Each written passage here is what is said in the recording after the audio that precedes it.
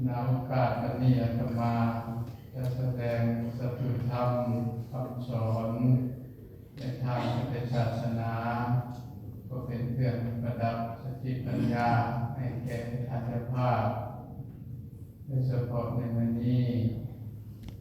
จะมีเจ้าภาพพระสัทธาธรรมสัพพิติโชคมีนางมนสินและนางแซนดี้สมสวัสดิ์พร้อมด้วยพี่น้องญาติสนิทมิตรสหายทั้งไกลและทั้งไกลได้มาต่อโลกกันในวันนี้คือธรรมศาสตร์ในปีศกเป็นพ่อของเจ้าบอกเดี๋ยวเด้อยายวันนี้ในหนึ่งค่อยสิหนังไทยจับลายมือหมื่นหมดเรียนสังขารเป็น13 ปีสถานในวันนี้จะมีพระเจ้าประสงค์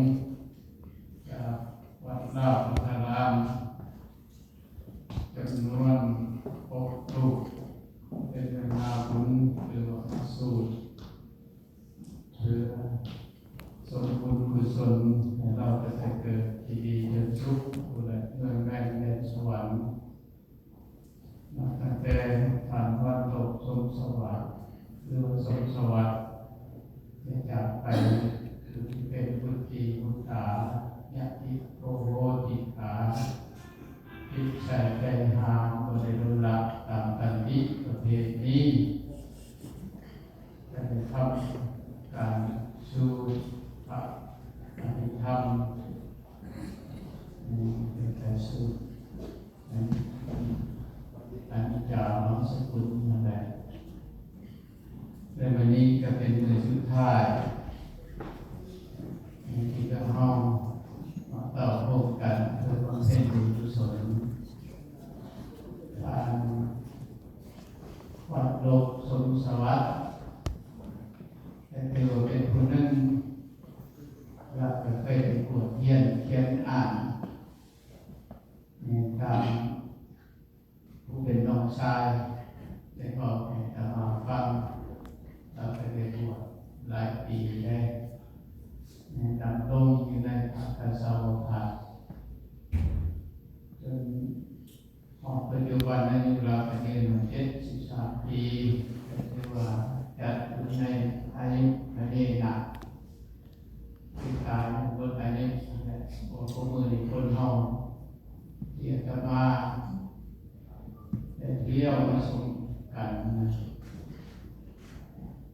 อยู่ในระหว่างส่วนรายที่จะ75 เท่านั้นไปคนขโมยก็ไม่ได้ยืนกันไหนต้องออกแทนเรายืนกันไหนขนาดที่ว่าทุกคนไปคนเดียวกันต่างใจสร้างไว้ตลอดถึงครูบาอาจารย์จะหลายองค์ได้จากไปที่วัดของธรรมะคือประเด็นตัวทุนเรียนทางไหนดร.พระมหาสิงห์ทองอายุสังขารเป็นเกิดก็ได้หลาย72 ปีเพิ่งกระมรณภาพไปมีแต่เทวมันโกมันก็เพียงที่สุขหรือทุกข์สหัสหรือนี่ความตายก็ได้แต่ฉะนั้นปฏิบัติคนเฮาเกิดขึ้นตามยุคและดับไปฉะนั้นในวันนี้ธรรมะที่อาตมาที่เอามาฝากคนเกิดจิตใจกันเล็กน้อยแต่ว่าไม่อย่างแต่ว่าความสายเลยพวกเรามีอยู่4 อย่างอะไรที่เกิดความแก่เจ็บตายฉะนั้นการเกิดของสัตว์โลกสิ่งที่มีวิญญาณมีอยู่4 ประเภ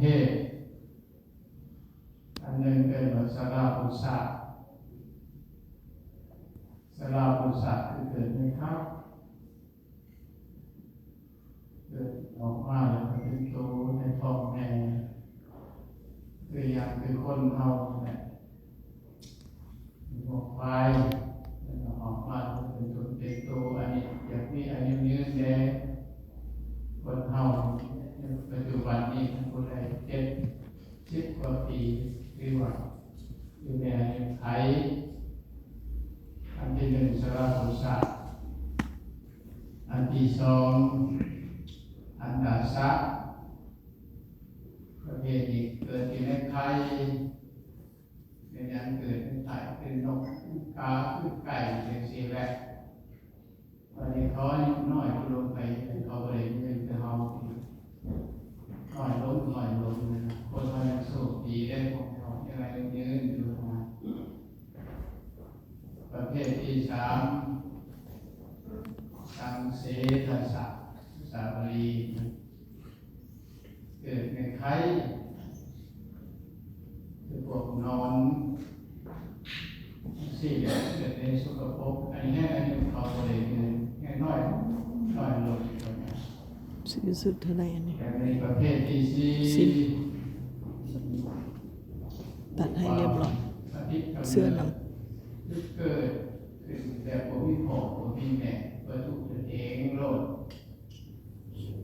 ได้แก่ยานได้แก่พวกเทวดา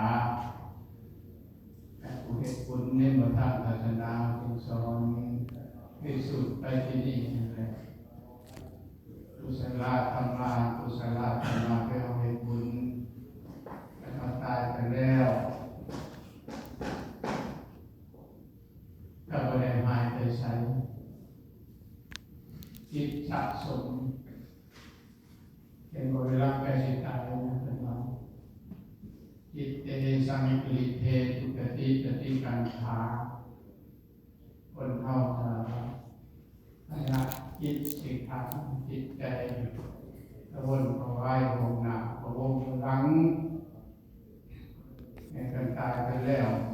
ไปสู่ทุกขติคือบทบรรเจริญพอไม่ออกเลย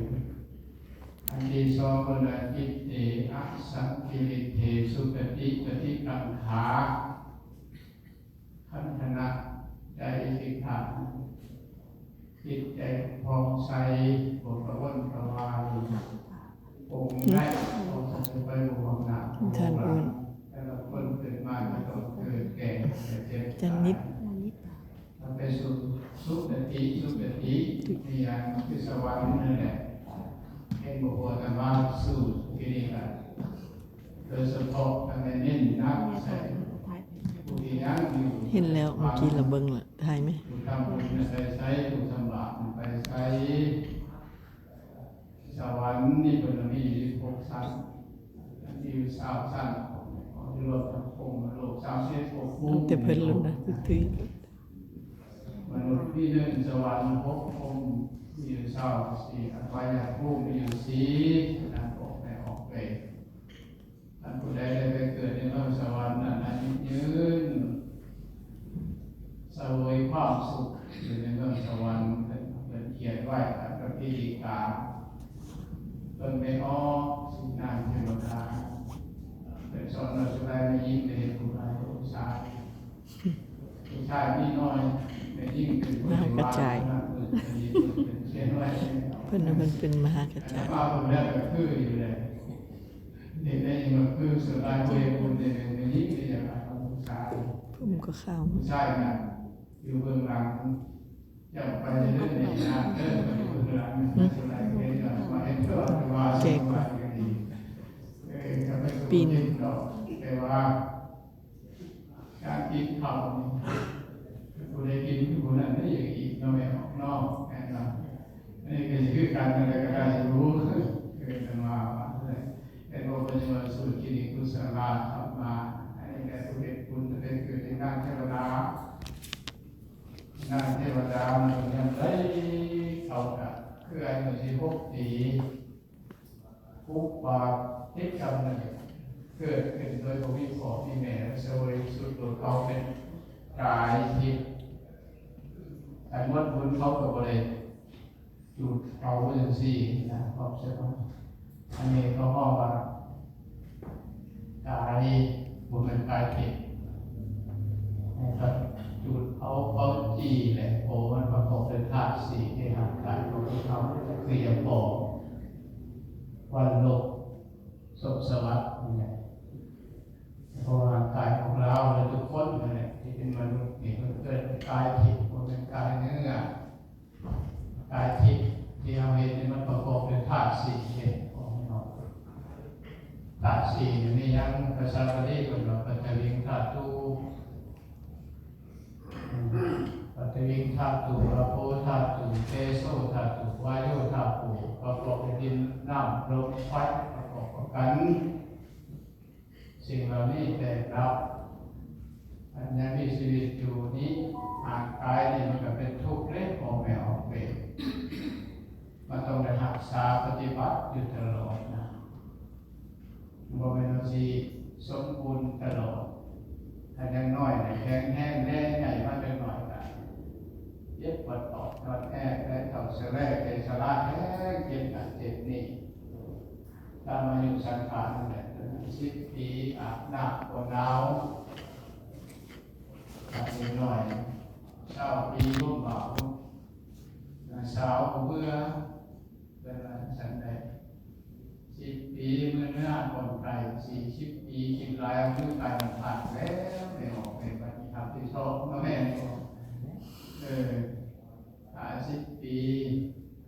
กลับจากทำงานมานางเศร้า60 ปีเป่าคุยบนดัง70 ปีงานการท่านบนเทียนอะไรแบบนี้ขอแพงใกล้จะเบียดเทียนเรา70 ปีแต่จะแพงอยู่เมกาคือว่า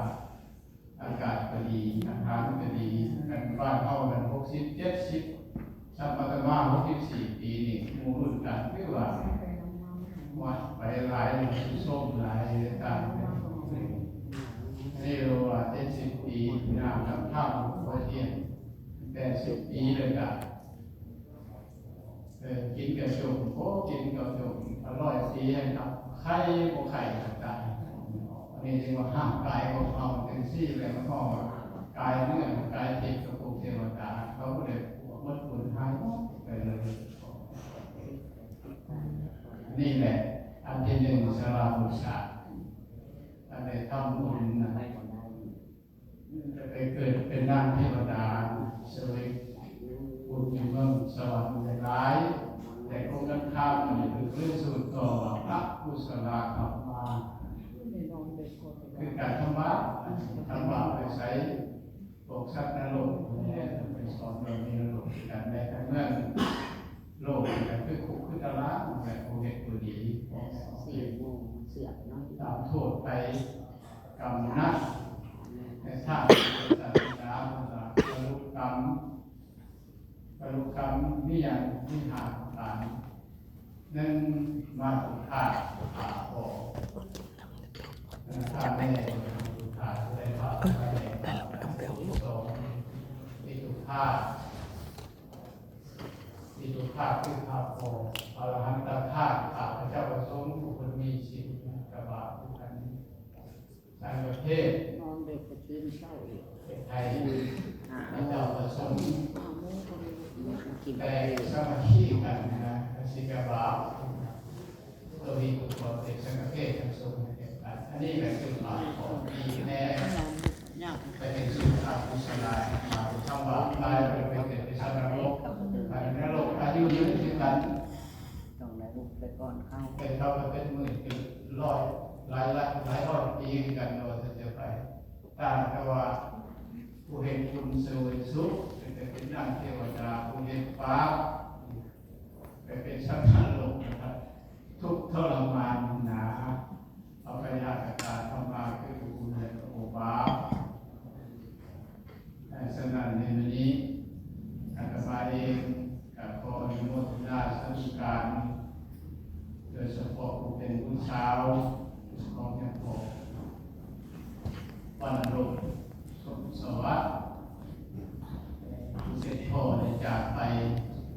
จิตใจนบไหมโลนบจับนบอยู่ลูกหย่ออยู่เพื่ออวยพรแล้วนะโดยเฉพาะในวันนี้ก็จะมีศรัทธาสาธุชนของตัวญาติโยม